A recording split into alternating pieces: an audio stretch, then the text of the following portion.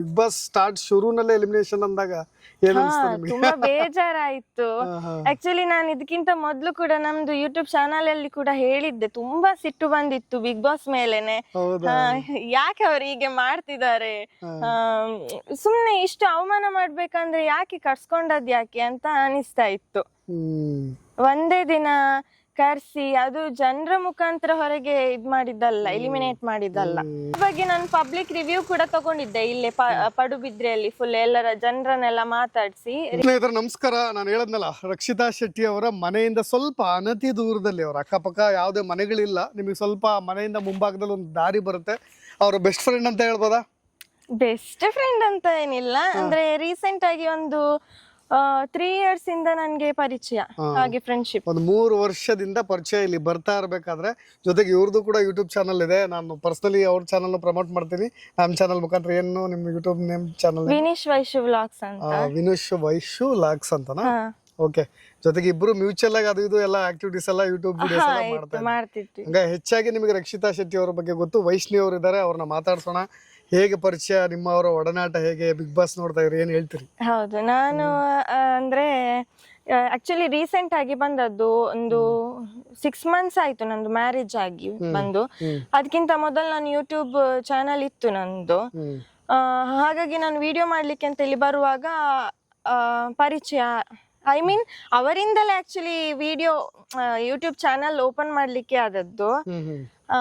ನಾನು ಹೀಗೆ ಬರ್ತಾ ಇರುವಾಗ ಅವರು ಸಿಕ್ಕಿದ್ರು, ಮಾತಾಡ್ತಿದ್ವಿ. ಮತ್ತೆ ಅವರೇ ಹೇಳಿದ್ರು, ಹೀಗೆ ಒಂದು ಯೂಟ್ಯೂಬ್ ಚಾನಲ್ ಓಪನ್ ಮಾಡ್ಬೋದಲ್ವಾ. ಅಂದ್ರೆ ಆಕ್ಚುಲಿ ನಾನಿರೋದು ಕುಂಬ್ಳೆಯಲ್ಲಿ ಇರ್ತಿದ್ದೆ ಮದುವೆಕ್ಕಿಂತ ಮೊದ್ಲು. ನಂದು ಮನೆ ಆಕ್ಚುಲಿ ಕುಂಬ್ಳೆಯಲ್ಲಿ. ಸಾರಿ, ಕಟ್ ಮಾಡ್ಕೊಳ್ಳಿ. ಆಕ್ಚುಲಿ ನಂದು ಮನೆ ಕುಂಬ್ಳೆಯಲ್ಲಿ. ಸೊ ನಾನು ವಿಡಿಯೋ ಮಾಡ್ಲಿಕ್ಕೆ ಅಂತ ಇಲ್ಲಿ ಬರ್ತಾ ಇರುವಾಗ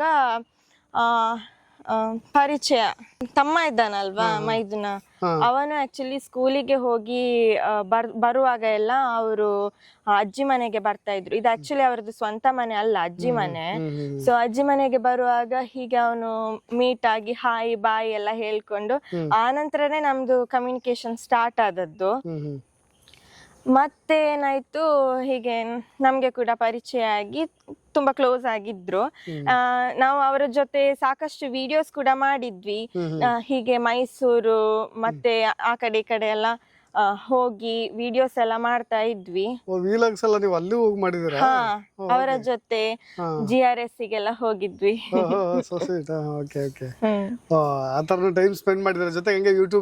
ವಿಡಿಯೋಸ್ ಎಲ್ಲ ಮಾಡ್ತಾ ಇದ್ವಿ. ಮನೆಗೂ ಬರ್ತಿದ್ರು, ಮನೆಯಲ್ಲಿ ಕೂಡ ಅಷ್ಟೇ ನಾವು ಕೆಲವೊಂದು ರೆಸಿಪೀಸ್ ಎಲ್ಲ ಮಾಡ್ತಾ ಇದ್ವಿ. ಅವರು ಯೂಟ್ಯೂಬ್ ಚಾನಲ್ ಅಲ್ಲಿ ನೀವು ಕಾಣಿಸ್ಕೊಂಡಿದ್ದೀರ ಹಂಗಾರೆ ಬಹಳಷ್ಟು ಕಡೆ? ಹೌದು.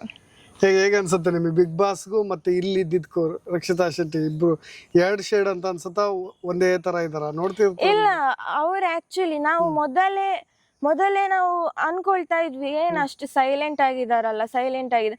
ಈಗ ಸ್ವಲ್ಪ ಅಂದ್ರೆ ಈಗ ಒಂದು ಕಂಪ್ಲೀಟ್ ಓಪನ್ ಅಪ್ ಆಗಿದ್ದಾರೆ. ಏನು ಅವ್ರಿಗೆ ಏನು ಅಗ್ರೆಸಿವ್ನೆಸ್ ಇದೆ ಅಲ್ವಾ, ಅದನ್ನ ಆಚೆ ಹಾಕ್ತಾ ಇದ್ದಾರೆ ಇವಾಗ. ಅವ್ರು ಇರೋದೇ ಹಾಗೆ, ಇಲ್ಲಿ ಬಂದ್ರು ಅಷ್ಟೇ, ನಮ್ಮ ಹತ್ರ ಕೂಡ ಸಾಕಷ್ಟು ಚರ್ಚೆ ಎಲ್ಲ ಆಗ್ತಾ ಇರ್ತದೆ. ನಾವು ಕೂಡ ಡಿಬೇಟ್ ಮಾಡ್ತಾ ಇರ್ತೇವೆ ಅವರ ಜೊತೆ, ಅಂದ್ರೆ ಒಂದು ಫನ್ನಿ ತರ. ಅದೇ ಇವಾಗ ಅಂದ್ರೆ ಅದು ನಮ್ಗೆ ಜನರಿಗೆ ಕಾಣಿಸ್ಕೊಳ್ತಾ ಇದೆ. ಅಟ್ಲೀಸ್ಟ್ ಅವ್ರು ಮೊದ್ಲಿಗೆ ಇದ್ದಿದ್ದು ಹೇಗೆ ಅನ್ನೋದು ಈಗ ನೋಡ್ತಾ ಇದ್ದೀರಿ ನೀವು. ಏನಪ್ಪ ಇಷ್ಟು ಸೈಲೆಂಟ್ ಆಗಿದ್ದಾರೆ, ಎಲ್ಲದನ್ನು ಸಹಿಸ್ಕೊತಾ ಇದಾರೆ ಅಂತ. ಹೌದು, ಫಸ್ಟ್ ನಮ್ಗೆ ಹಾಗೆ ಅನಿಸ್ತಾ ಇತ್ತು. ತುಂಬಾ ಸೈಲೆಂಟ್ ಆಗಿದ್ರು. ಅಂದ್ರೆ ಯಾರಾದ್ರೂ ಏನಾದ್ರೂ ಬೇಜಾರು ಮಾಡಿದ್ರೆ ಸ್ವಲ್ಪ ಸೈಲೆಂಟ್ ಆಗಿ ಕುತ್ಕೊಳ್ತಾರೆ. ಬಟ್ ಅದೇ ಟೈಮಿಗೆ ಅವರು ಏನು ಮಾತಾಡ್ತಾರೆ. ಬಟ್ ಫಸ್ಟ್ ಡೇನೇ ಎಲಿಮಿನೇಷನ್ ಅಂತ ಬಂದಾಗ, ನಿಮ್ಗೆ ಬಿಗ್ ಬಾಸ್ ಸ್ಟಾರ್ಟ್ ಶುರುನಲ್ಲೇ ಎಲಿಮಿನೇಷನ್ ಅಂದಾಗ ತುಂಬಾ ಬೇಜಾರಾಯ್ತು.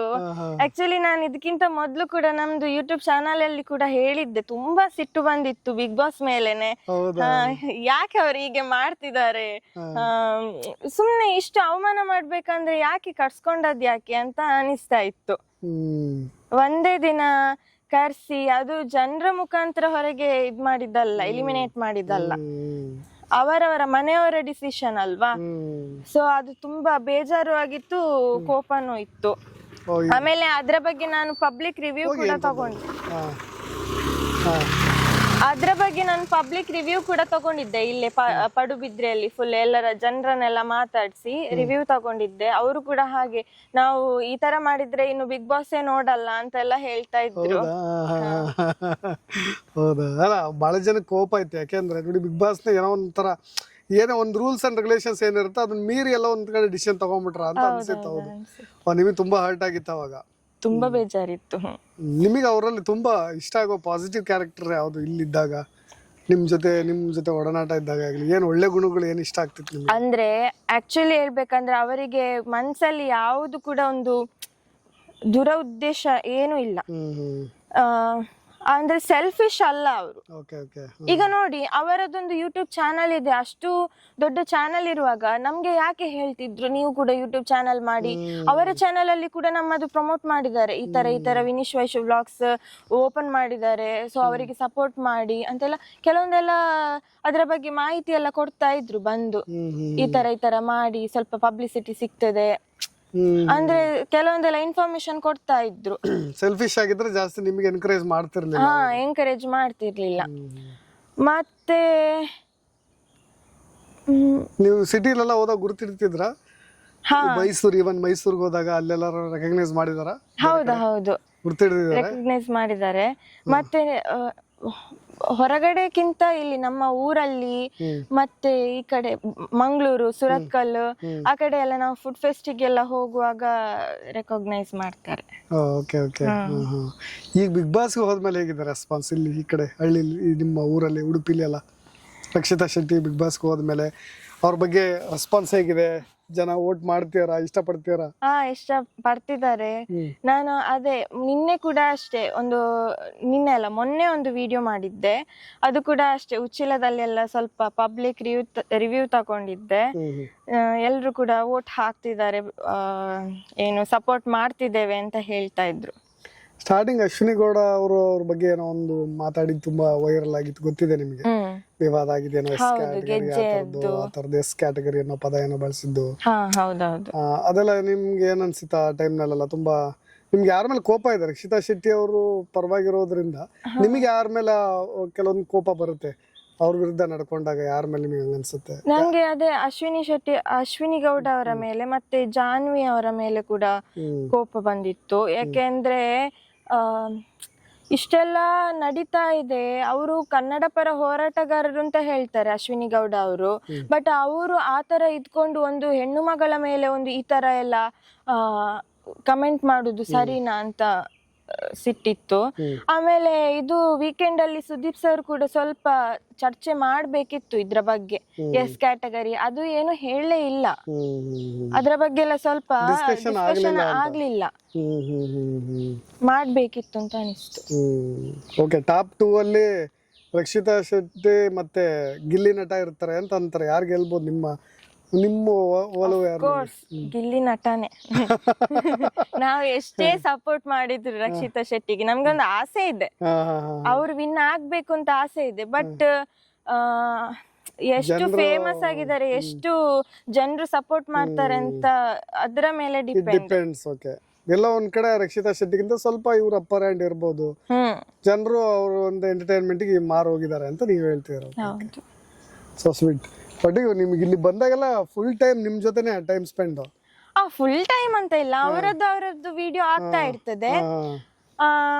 ಮತ್ತೆ ಕೆಲವೊಂದ್ಸತಿ ನಮ್ಮ ಮನೆಗೆ ಕೂಡ ಬಂದು ಹೋಗ್ತಿರ್ತೇವೆ. ಇತ್ತೀಚೆಗೆ ನಾವು ಯಾವ್ದು ಅಷ್ಟು ವಿಡಿಯೋಸ್ ಮಾಡಿಲ್ಲ. ಬಿಗ್ ಬಾಸ್ ಹೋಗಿರೋದು ಒಂದು 4 ದಿವಸದ ಮೊದ್ಲು ಹೇಳಿದ್ರಷ್ಟೇ. ಹೇಳಿದ್ರ? ನಿಮ್ಗೇನ್ ಅನಿಸ್ತು ಅವಾಗ?